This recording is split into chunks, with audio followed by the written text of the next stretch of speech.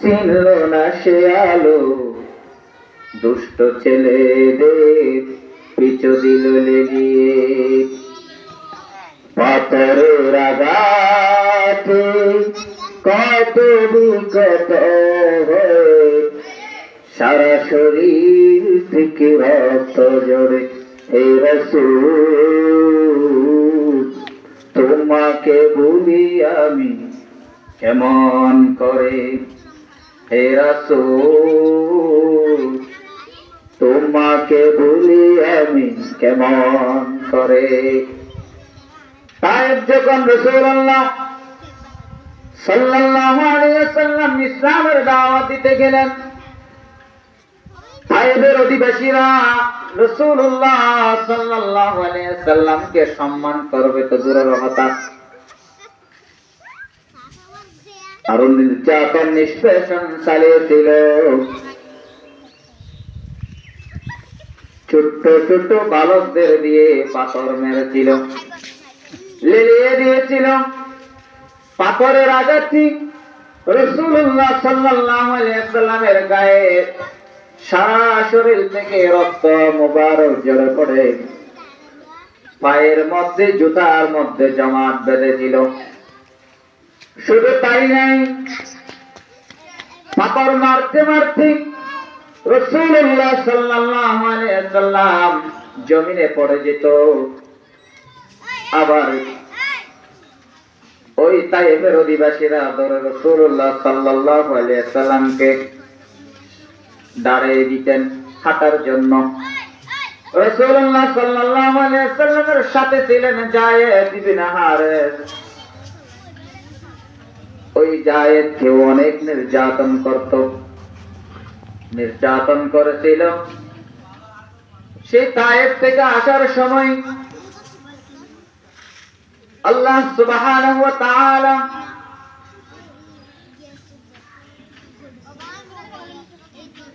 জিবরাইল আলাইহিস সালাতু ওয়াস সালামকে বললেন, ও জিবরাইল, যাও আমার হাবিবকে গিয়ে বলো আমি কি তায়েফের অধিবাসীদেরকে কি শেষ করে দেব কিনা। জিবরাইল এসে বললেন, ইয়া রাসূলুল্লাহ, ইয়া হাবিবাল্লাহ, আপনি একবার বলেন আমি তায়েফকে ওই পাহাড় দুইটাকে একত্রিত করে তায়েফের উপর চাপিয়ে দেব। তখন রাসূলুল্লাহ সাল্লাল্লাহু আলাইহি ওয়াসাল্লাম উপরের দিকে তাকালেন। রাসূল সাল্লাল্লাহু আলাইহি ওয়াসাল্লামের উপর, মাথার উপর একটা ছায়া, যে ছায়া ছিল পাহাড়ের ছায়া, বড় বড় বিশাল পাথর। তখন বললেন, ওই দুইটা পাথর দেখছেন, এটি হচ্ছে ওই পাথর দিয়ে যদি আমি চাপা দিই সমগ্র তায়েফ ধ্বংস হয়ে যাবে। আল্লাহর হাবিব সাল্লাল্লাহু আলাইহি ওয়াসাল্লাম বললেন, ও জিবরাইল, আপনি যদি তায়েফকে ধ্বংস করে দেন, শেষ করে দেন, এখন না তারা না বুঝার কারণে ইসলাম গ্রহণ করলেন না, কালিমার দাওয়াত গ্রহণ করলেন না, যখন তাদের সন্তান হবে, পরবর্তী প্রজন্ম আসবে, হয়তো তারা বুঝে আসবে, ইসলামের দাওয়াত গ্রহণ করবে। সুবহানাল্লাহ। এমন নবী, এমন দয়ার নবী, এমন মায়ার নবী, যার দয়া মায়া এমন মানুষদেরকে ক্ষমা করতেন। সেখান থেকে আসার পথে একটা খেজুর বাগান, যেই বাগানের ভিতরে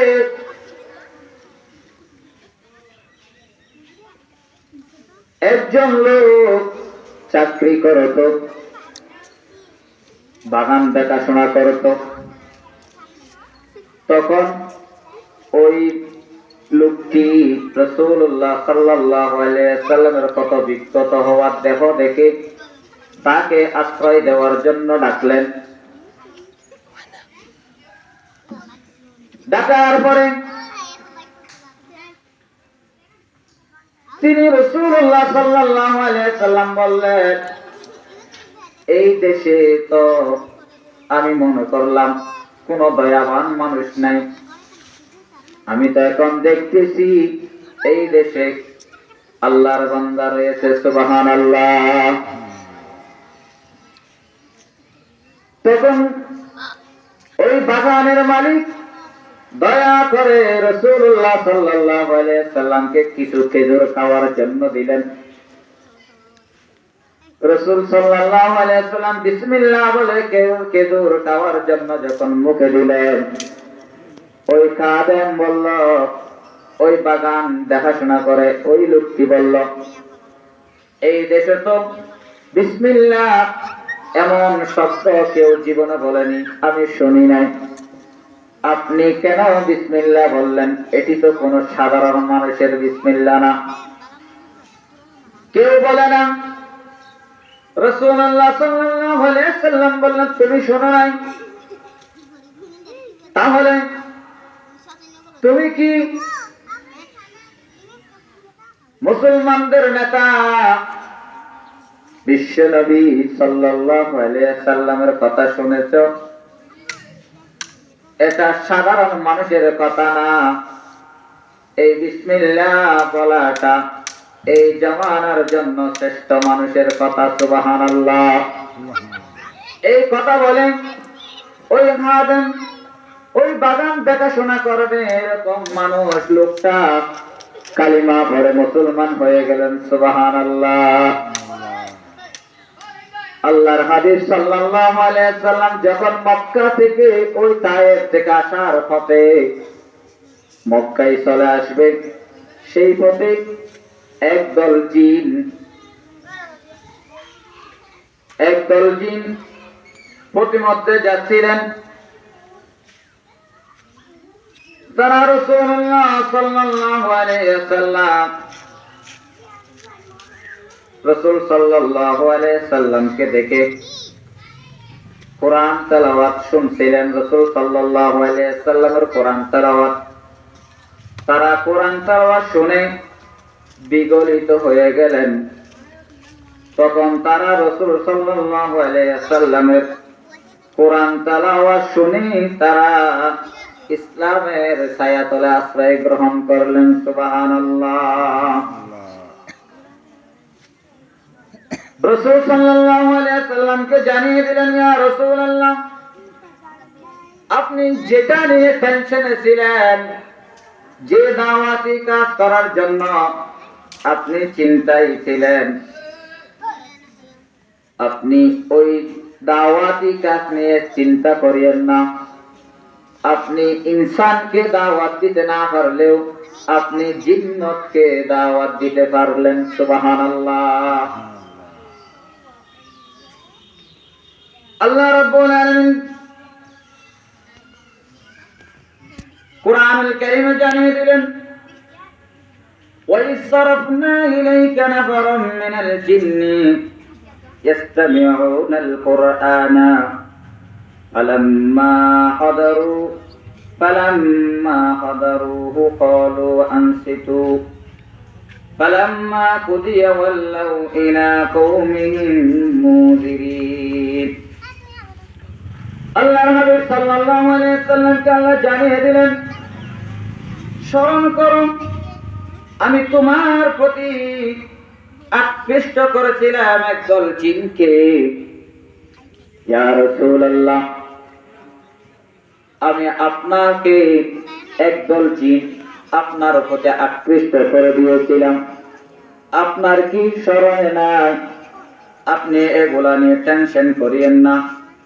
যারা কোরআন পাঠ শুনেছিল, যখন তারা তার নবীর নিকট উপস্থিত হলো, তারা একে অপরকে বলতে লাগলো, চুপ করে শুনো কি বলতেছে গোলা। জিনারা যখন দলবদ্ধ হয়ে যাচ্ছিলেন, আল্লাহর হাবিব সাল্লাল্লাহু আলাইহি সাল্লাম কোরআন তেলাওয়াত করছিলেন, সেই সময় জিনারা বলল, সবাই চুপ করো, কি পড়ে এগুলো একটু শুনি। শোনার পর জিনেরা শুনে হৃদয় গলে গেল, তখন জিনেরাই ইসলাম ধর্ম গ্রহণ করলেন। সুবহানাল্লাহ। আল্লাহ সুবহানাহু ওয়া তাআলা সেই আল্লাহর হাবিব সাল্লাল্লাহু আলাইহি সাল্লামের দুঃখের বছর জনাব মুহাম্মদ রাসূলুল্লাহ সাল্লাল্লাহু আলাইহি সাল্লামকে সংবাদ দিলেন, ও জিবরাইল চলে যাও, আমার হাবিবকে জানিয়ে দিন, আমার হাবিব খুব টেনশনে আছে, চিন্তায় আছে, আশিক মাশুকের জন্য পাগল, বন্ধু তো বন্ধুর জন্য পাগল। আল্লাহকে খুশি করার জন্য অনেক নবী রাসূল কষ্ট করেছেন।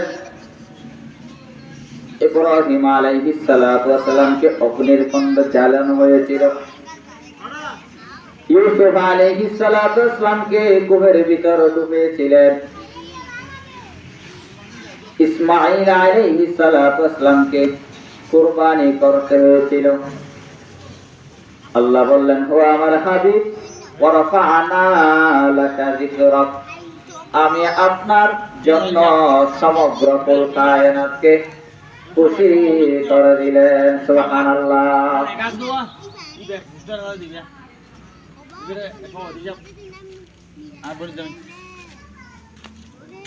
আল্লাহ সুবহানাহু ওয়া তাআলা বলেন,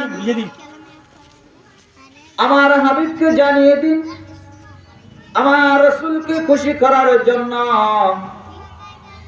আমার সংবাদটা জানিয়ে দিন, আমার রাসূলকে আমার জন্য, আমার দিদার করার জন্য আমি সংবাদ দিলাম, আপনি একটু গিয়ে জানিয়ে দিন। আল্লাহ হাবিব সাল্লাল্লাহু আলাইহি সাল্লামকে জিবরাইল আলাইহিস সালাতু ওয়াস সালাম এসে বললেন, ও হে আল্লাহর হাবিব, আপনার জন্য সংবাদ আসলো, আপনাকে নাকি আল্লাহর দিদারে নিয়ে যাবেন। সুবহানাল্লাহ। আল্লাহর হাবিব সাল্লাল্লাহু আলাইহি ওয়াসাল্লাম ওই দিদারের জন্য একদিন দোয়া করেছিলেন, আমি তো এই দিদারের জন্য অপেক্ষায় আছি। হযরতে মূসা আলাইহিস সালাতু ওয়াস সালাম আল্লাহর দিদার করার জন্য, আল্লাহকে দেখার জন্য অনেক চেষ্টা করেছিলেন। আল্লাহ বললেন, ও আমার মূসা, তুমি আমাকে দেখতে পারবে না, আমার সাথে সাক্ষাৎ করতে পারবে না, তুমি তো পাহাড়ে গিয়ে আমার সাথে কথা বলো, কিন্তু আমাকে দেখতে পারবে না। মূসা আলাইহিস সালাতু ওয়াস সালাম বললেন, আমি আপনাকে দেখবই। আল্লাহ বললেন, তারানি, আমাকে দেখার মতো তোমার এত যোগ্যতা নাই। তখন মূসা আলাইহিস সালাতু ওয়াস সালাম দেখার জন্য পাগল, আল্লাহকে দেখে ছাড়বে। তখন আল্লাহ বললেন, ও মূসা, তুমি যাও তোর পাহাড়ে, ওই পাহাড়ে গিয়ে তুমি অবস্থান করো, সমগ্র তোর পাহাড় অন্ধকারাচ্ছন্ন হয়ে গেল। আল্লাহ সুবহানাহু ওয়া তাআলা বললেন, ও মূসা, তুমি কি ভয় পাচ্ছ? মূসা বললেন, না, আমি ভয় পাচ্ছি না, আমি আপনাকে দেখব। আল্লাহ বললেন, তাহলে দেখো। এক চিলকা পরিমাণ নূরের পরদা একটু সরালেন, সাথে সাথে নূরের ঝলকে সমগ্র তুর পাহাড় চলে ছারখার হয়ে গেলেন। সুবহানাল্লাহ। মূসা আলাইহিস সালাতু ওয়াস সালাম মাটিতে পড়ে গেলেন। মূসা আলাইহিস সালাতু ওয়াস সালাম বেহুশ হয়ে পড়ে গেলেন। ওয়া খাররা মূসা সাইকা, মূসা আলাইহিস সালাতু ওয়াস সালাম জমিনে পড়ে গেলেন। হুশ হওয়ার পর ওই মূসা আলাইহিস সালাতু ওয়াস সালামকে, মূসা আলাইহিস সালাতু ওয়াস সালাম আল্লাহকে দেখার জন্য অনেক কিছু করতেছেন, কিন্তু আল্লাহ বললেন, মূসাকে আমি দেখা দেই নাই, কিন্তু আমার হাবিব মুহাম্মদ রাসূলুল্লাহ সাল্লাল্লাহু আলাইহি ওয়াসাল্লামকে আমি নিজে দাওয়াত দিচ্ছি। সুবহানাল্লাহ। আল্লাহর হাবিব সাল্লাল্লাহু আলাইহি ওয়াসাল্লামকে যখন মেরাজ করাবেন। এর আগে আল্লাহ সুবহানাহু ওয়া তাআলা মক্কা থেকে বাইতুল মুকাদ্দাস পর্যন্ত যেই পথ রাত্রি ভ্রমণ করেছিলেন সেই ভ্রমণকে বলা হয় ইসরা। এই ইসরা কোরআন দ্বারা সাব্যস্ত। সূরা বনি ইসরাঈলের শুরুতে আল্লাহ সুবহানাহু ওয়া তাআলা জানিয়ে দিলেন, সুবহানাল্লাযী আসরা বি'আবদিহি লাইলান মিনাল মাসজিদিল হারাম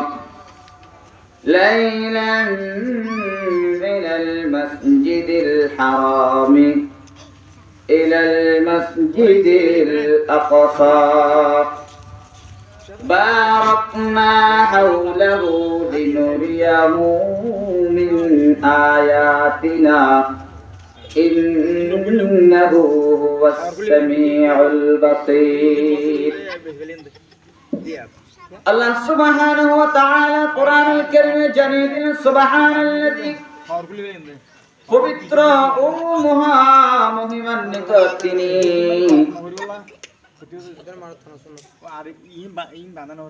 যিনি তার বান্দাকে রাত্রি ভ্রমণ করেছিলেন।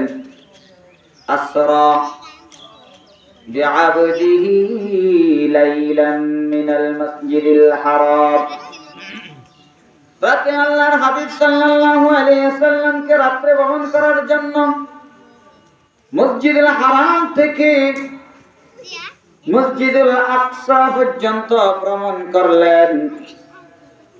এই ভ্রমণকালে অনেক কিছু ঘটে গেল। কি জন্য ভ্রমণ করালেন?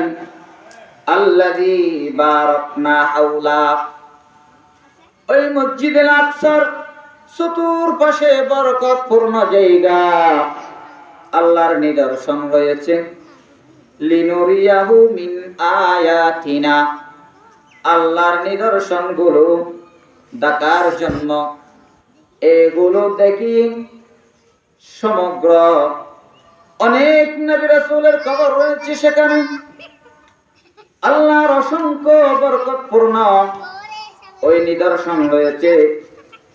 এগুলা দেখি আল্লাহর হাবিবকে সান্ত্বনা দেওয়ার জন্য রাত্রে ভ্রমণ করেছিলেন। সুবহানাল্লাহ।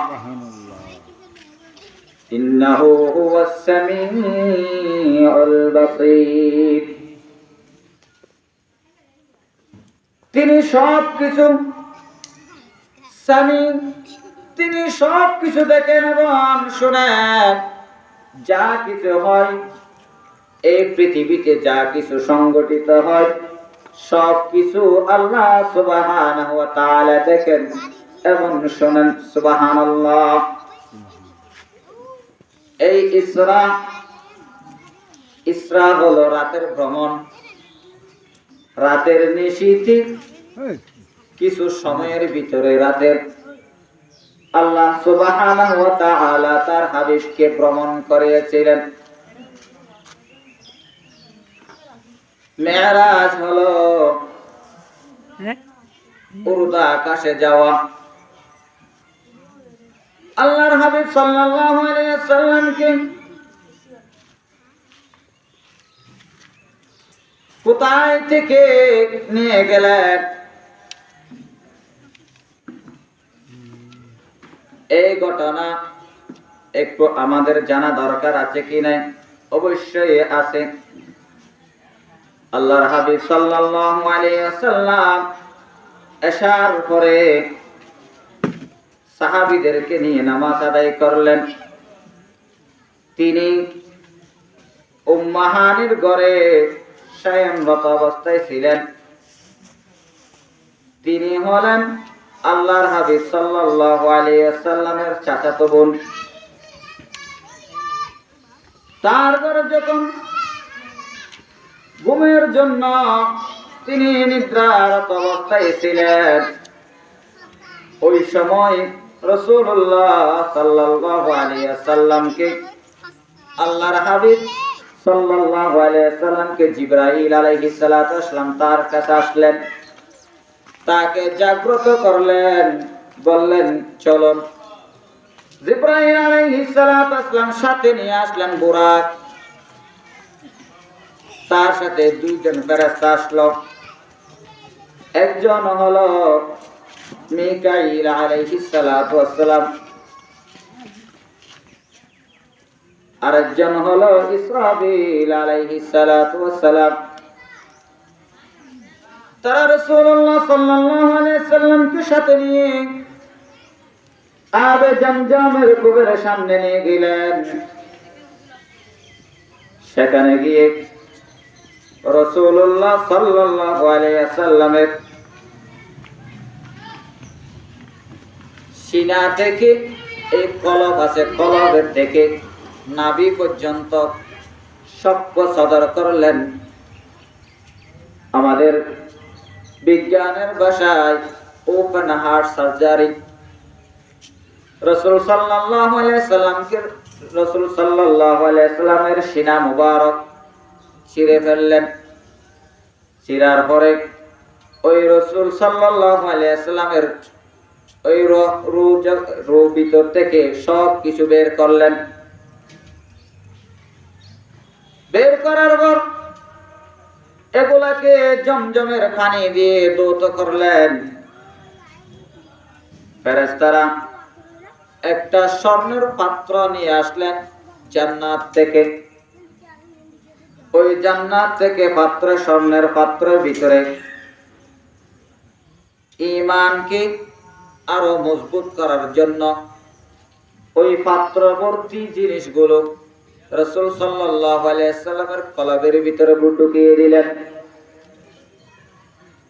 সুন্দরভাবে ধৌত করার পর পাক পবিত্র করে রাসূল সাল্লাল্লাহু আলাইহি সাল্লামের দেহ ভিতরে ঢুকিয়ে দিলেন। আবার ওই নাভি থেকে কলব পর্যন্ত, কণ্ঠনালীর তলদেশ পর্যন্ত এগুলাকে আবার সুন্দরভাবে চিলিয়ে দিলেন।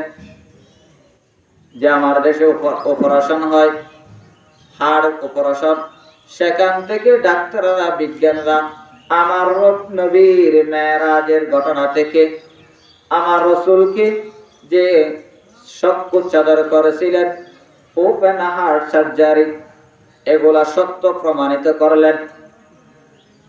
রাসূলুল্লাহ সাল্লাল্লাহু আলাইহি সাল্লামকে আবার বুরাকে করে নিয়ে গেলেন তুরে সিনা পর্বতে নিয়ে গেলেন। নামাজ আদায় করতে বললেন এবং সেখান থেকে রাসূলুল্লাহ সাল্লাল্লাহু আলাইহি সাল্লামকে নিয়ে গেলেন মসজিদুল আকসায়। আরো অনেক ঘটনা, সময় সংক্ষেপ। আল্লাহ রাব্বুল আলামিন রাসূলুল্লাহ সাল্লাল্লাহু আলাইহি সাল্লামকে সমগ্র নবীদের উপর ইমামতি করার জন্য নিয়ে গেলেন মসজিদুল আকসায়। ওই মসজিদুল আকসায় রাসূলুল্লাহ সাল্লাল্লাহু আলাইহি সাল্লামের বুরাকটা, ওই বুরাকটা ছিল খচ্চরের চেয়ে, গাদার চেয়ে বড়, খচ্চরের মতো সাদা রঙের বুরাক। এগুলা যখন বাইতুল মুকাদ্দাসে সমগ্র নবী রাসূলগণ যেই রসিতে, যেই কুড়িতে তাদের যাত্রাপথ করার জন্য যেই রসদপত্র নিয়ে আসতো, এখানে বাঁধলেন, মসজিদুল আকসার দেওয়ালে বাঁধলেন। তখন রাসূল সাল্লাল্লাহু আলাইহি সাল্লাম যখন মসজিদুল আকসায় প্রবেশ করলেন, আল্লাহ সুবহানাহু ওয়া তাআলা রাসূলের আগমন যখন মসজিদে আকসায় হবে, সে আগমনার্থে সমগ্র নবী রাসূলগণকে আগে থেকে ওই মসজিদুল আকসায় নিয়ে আসলেন। সুবহানাল্লাহ। সবাই নামাজের জন্য অপেক্ষায়। রাসূলুল্লাহ সাল্লাল্লাহু আলাইহি সাল্লাম বললেন, আমি মসজিদে ঢুকি নামাজের জন্য আমিও দাঁড়ালাম। হযরত জিবরাইল আলাইহিস সালাতু ওয়াস সালাম আমার হাত ধরে আমাকে উপরে তুলে দিলেন। সুবহানাল্লাহ। তখন আমি নামাজ আদায় করলাম জামাতের সহিত, আমার পিছনে সমগ্র নবী রাসূলগণ নামাজ আদায় করলেন। আমি নামাজ শেষ করে তাদের জন্য সমগ্র নবী রাসূল যারা ওই মসজিদুল আকসার মধ্যে দাফনরত অবস্থায় ছিলেন, ওই কবরবাসীর জন্য সমগ্র মসজিদের আকসার চতুর্পাশের এলাকার জন্য দোয়া করলেন। তখন জিবরাইল আলাইহিস সালামকে জিজ্ঞাসা করলেন, হে জিবরাইল, আমার পিছনে যারা নামাজ আদায় করলো তারা কারা, আমাকে একটু বলেন। তখন জিবরাইল আলাইহিস সালাম বললেন, ও আমার রাসূল, যারা আপনার পিছনে নামাজ পড়লেন তারা হলেন সমগ্র নবী রাসূলগণ। আপনাকে স্বাগত জানার জন্য, আপনাকে খুশি করার জন্য, আপনার সম্মানার্থে সমগ্র নবী রাসূলকে আল্লাহ রাব্বুল আলামিন এখানে উপস্থিত করলেন। সুবহানাল্লাহ। নামাজ শেষে জিবরাইল আলাইহিস সালাতু ওয়াস সালাম দুইটা পাত্র নিয়ে আসলেন। একটা হলো দুধের পাত্র, আর একটা হলো মদের পাত্র। আল্লাহর হাবিব সাল্লাল্লাহু আলাইহি সাল্লামের সামনে উপস্থাপন করলেন। রাসূলুল্লাহ সাল্লাল্লাহু আলাইহি সাল্লাম তৃষ্ণার্ত হয়ে গেলেন, তিনি দুধটাকে বেছে নিলেন। রাসূল সাল্লাল্লাহু আলাইহি সাল্লাম দুধ পান করলেন। দুধ পান করার পর রাসূল সাল্লাল্লাহু আলাইহি সাল্লামকে বললেন, জিবরাইল, ও জিবরাইল। জিবরাইল বললেন, ও আমার হাবিব, আপনি তো আপনার উম্মতের জন্য দ্বীনকে বেছে নিয়েছেন, আপনি দুধ পান করলেন আপনার উম্মতের জন্য, আপনি ওই দ্বীনকে বেছে নিয়েছেন। যদি আপনি মদ পান করতেন তাহলে আপনার উম্মত সবগুলা ধ্বংস হয়ে যেত, দ্বীন থেকে বিচলিত হয়ে যেত। সেজন্য রাসূলুল্লাহ সাল্লাল্লাহু আলাইহি ওয়াসাল্লাম দুধ পান করলেন, তার তৃষ্ণা দূর হয়ে গেল। আল্লাহর হাবিব সাল্লাল্লাহু আলাইহি সাল্লামের যাত্রা এবার শুরু। মেরাজের জন্য প্রস্তুত। জিবরাইল আলাইহিস সালাতু ওয়াস সালাম বুরাকের মধ্যে যখন রাসূল সাল্লাল্লাহু আলাইহি সাল্লামের কে তোলার জন্য বললেন, বুরাক একটু রাসূল সাল্লাল্লাহু আলাইহি সাল্লামকে তুলতে চাচ্ছিল না। জিবরাইল আলাইহিস সালাতু ওয়াস সালাম বুরাককে বললেন, ও বুরাক, তুমি কি জানো আজকে আপনার উপর যে মানুষটা সওয়ার হবে, তুমি কি জানো ওই মানুষটাকে,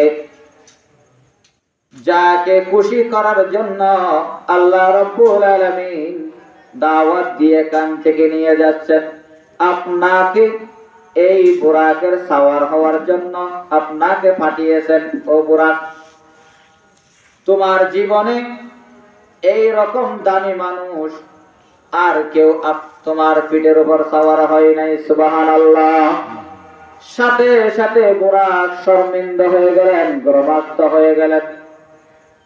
ওই বুরাকের পিঠের উপর রাসূলুল্লাহ সাল্লাল্লাহু আলাইহি সাল্লাম সওয়ার হলেন। তাকে নিয়ে ওই বুরাক এবং জিবরাইল আলাইহিস সালাতু ওয়াস সালাম আসমানের দিকে রওনা হবে। 500 বছরের রাস্তা, জমিন থেকে আসমান পর্যন্ত 500 বছরের রাস্তা। বুরাকের ফলক, এক ফলক হলো ওই বুরাকের দৃষ্টি যেখানে গিয়ে পড়ে, এক ফলক বুরাক এক ফলকে তত দূর পর্যন্ত চলে যায়। সুবহানাল্লাহ। বিদ্যুতের গতিতে চললেন বুরাক, আসমানের দিকে চলে গেলেন। তখন আসমানে গিয়ে প্রথম আসমানে চলে গেলেন। প্রথম আসমানে গিয়ে নক করলেন। জিবরাইল আলাইহিস সালাতু ওয়াস সালাম বললেন, জিবরাইল আলাইহিস সালাতু ওয়াস সালাম ডাক মারলেন আসমানের রক্ষীদেরকে, ফেরেশতাদেরকে, ও আসমানের ফেরেশতা দরজা খুলো। তখন আসমান থেকে ডাক আসলো, কে? আমি জিবরাইল, আপনার সাথে কে আছে? তখন জিবরাইল আলাইহিস সালাতু ওয়াস সালাম বললেন, আমার সাথে মুহাম্মদ রাসূলুল্লাহ সাল্লাল্লাহু আলাইহি ওয়াসাল্লাম। আপনাকে ওই মুহাম্মদ সাল্লাল্লাহু আলাইহি ওয়াসাল্লামকে আনার জন্য কি দাওয়াত দেওয়া হয়েছে? জিবরাইল আলাইহিস সালাতু ওয়াস সালাম বললেন, হ্যাঁ। তখন দরজা খুলে দেওয়া হলো। সেখানে আসমানের মধ্যে প্রথম আসমানে গেল। ওই আসমানের দূরত্ব হলো, একটা আসমানের দূরত্ব আছে 500 বছর। 500 বছরের রাস্তা। সেখানে গেলেন। সর্বপ্রথম দেখা হলো হযরত আদম আলাইহিস সালাতু ওয়াস সালামের সাথে। ওই লোকটি আদম আলাইহিস সালাতু ওয়াস সালাম ডান দিকে তাকালে হাসে এবং বাম দিকে তাকালে কাঁদে। তখন রাসূল সাল্লাল্লাহু আলাইহি ওয়াসাল্লামের পরিচয় দিলেন। তার সাথে রাসূল সাল্লাল্লাহু আলাইহি ওয়াসাল্লামকে সাক্ষাৎ করলেন, স্বাগত জানালেন। তিনি রাসূল সাল্লাল্লাহু আলাইহি ওয়াসাল্লামের সাথে দেখা করার পর, স্বাগত জানার পর আবার দ্বিতীয় আসমানের জন্য উঠবেন। ঠিক সেই সময় জিবরাইল আলাইহিস সালাতু ওয়াস সালামকে প্রশ্ন করলেন, ও জিবরাইল, ওই লোকটিকে? তিনি বললেন, তোমার পিতা আদম আলাইহিস সালাতু ওয়াস সালাম। উনি কাঁদে কেন? বাম দিকে দেখে, ডান দিকে দেখে হাসে কেন? তিনি বললেন, ডান দিকে যারা আছে তারা হলেন জান্নাতি, তাদের দিকে তাকিয়ে হাসে। ওই বাম দিকে যারা আছে তারা হলেন জাহান্নামী, তাদের দিকে তাকিয়ে তিনি কাঁদেন। তিনি সেখান থেকে চলে গেলেন দ্বিতীয় আসমানে। সেখানে গিয়েও বললেন ওই দরজা খোলার জন্য। দরজা খুলে দেওয়া হলো। দেখা হলো ঈসা, ওই দ্বিতীয় আসমানে দেখা হলো ঈসা আলাইহিস সালাতু ওয়াস সালাম ও ইয়াহইয়া আলাইহিস সালাতু ওয়াস সালামের সাথে। তাদের সাথেও সাক্ষাৎ করলেন, কৌশল বিনিময় করলেন। তারা তাকে স্বাগত জানালেন। সেখান থেকে চলে গেলেন তৃতীয় আসমানে। ইউসুফ আলাইহিস সালাতু ওয়াস সালামের সাথে সাক্ষাৎ হলো। তারাও তাকে স্বাগত জানালেন। চতুর্থ আসমানে চলে গেলেন ইদ্রিস আলাইহিস সালাতু ওয়াস সালামের সাথে সাক্ষাৎ, তিনিও স্বাগত জানালেন। এরপর পঞ্চম আসমানে চলে গেলেন। হারুন আলাইহিস সালাতু ওয়াস সালামের সাথে সাক্ষাৎ হলো, তিনিও তাকে স্বাগত জানালেন। ষষ্ঠ আসমানে গেলেন মূসা আলাইহিস সালাতু ওয়াস সালামের সাথে সাক্ষাৎ, তিনিও স্বাগত জানালেন। এরপর সপ্তম আসমানে হযরত ইব্রাহিম আলাইহিস সালাতু ওয়াস সালামের সাথে সাক্ষাৎ। তিনি বাইতুল মামুর এর দরওয়াজার সামনে গিয়ে তিনি বসা। তার সাথে সাক্ষাৎ হলে তিনি পরিচয় বিনিময় করলেন, তাকে স্বাগত জানালেন। তখন হযরত ইব্রাহিম আলাইহিস সালাতু ওয়াস সালাম বললেন, ও আমার মিল্লাতের সন্তান মুহাম্মদ সাল্লাল্লাহু আলাইহি ওয়াসাল্লাম, আপনি গিয়ে আপনার উম্মতদেরকে বলবেন,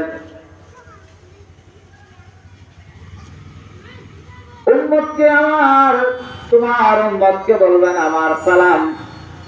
ইব্রাহিম আলাইহিস সালাতু ওয়াস সালাম আমাদেরকে সালাম দিলেন। তিনি জান্নাতের সুসংবাদ দিলেন, জান্নাতের নাজ নিয়ামতের কথা বললেন, একটা দোয়া শিখিয়ে দিলেন। তিনি বললেন, সুবহানাল্লাহ ওয়ালহামদুলিল্লাহ ওয়ালা ইলাহা ইল্লাল্লাহু ওয়াল্লাহু আকবার ওয়ালা হাওলা ওয়ালা কুওয়াতা ইল্লা বিল্লাহিল আলিয়্যিল আযীম। এই দোয়াটি জানিয়ে দিলেন তাদেরকে পড়ার জন্য, রাসূলের উম্মতদেরকে পড়ার জন্য, এই দোয়াটি পড়ার জন্য জানিয়ে দিলেন। বললেন জান্নাতের বৃক্ষ হলো এই দোয়া। সুবহানাল্লাহ। যদি দুনিয়ার কোন মানুষ জান্নাতের বৃক্ষ দেখতে চায় তাহলে ওই লোকটি সুবহানাল্লাহ ওয়ালহামদুলিল্লাহ ওয়ালা ইলাহা ইল্লাল্লাহ ওয়াল্লাহু আকবার ওয়ালা হাওলা ওয়ালা কুওয়াতা ইল্লা বিল্লাহ, এই দোয়াটি পাঠ করেন। তিনাকে সেখান থেকে সিদরাতুল মুনতাহা পর্যন্ত নিয়ে গেলেন বুরাকের মাধ্যমে। জিবরাইল আলাইহিস সালাতু ওয়াস সালাম ওই সিদরাতুল মুনতাহা গিয়ে আর জিবরাইল আলাইহিস সালাতু ওয়াস সালাম বললেন, ওহে আমার মুহাম্মদ, আমার আর যাওয়ার সুযোগ নাই, আমি আর যাইতে পারবো না, এবার আপনার পালা, আমি এখানে থাকবো, আপনি এখান থেকে চলে যাবেন দিদারে, আল্লাহর দিদার করার জন্য চলে যাবেন।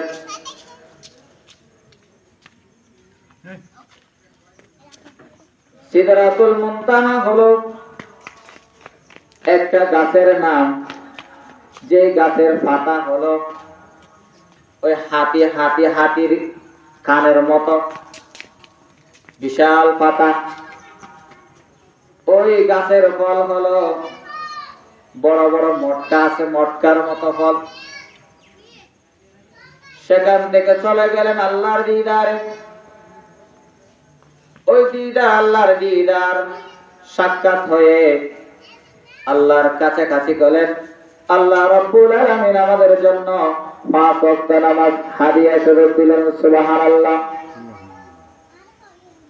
আল্লাহ সুবহানাহু ওয়া তাআলা ওই 5 ওয়াক্ত নামাজ আমাদের যে উপহার দিয়েছেন, সেই 50 ওয়াক্ত থেকে তিনি নিয়ে আসলেন 5 সংখ্যক 5 ওয়াক্ত নামাজ আমাদের জন্য উপহার দিলেন।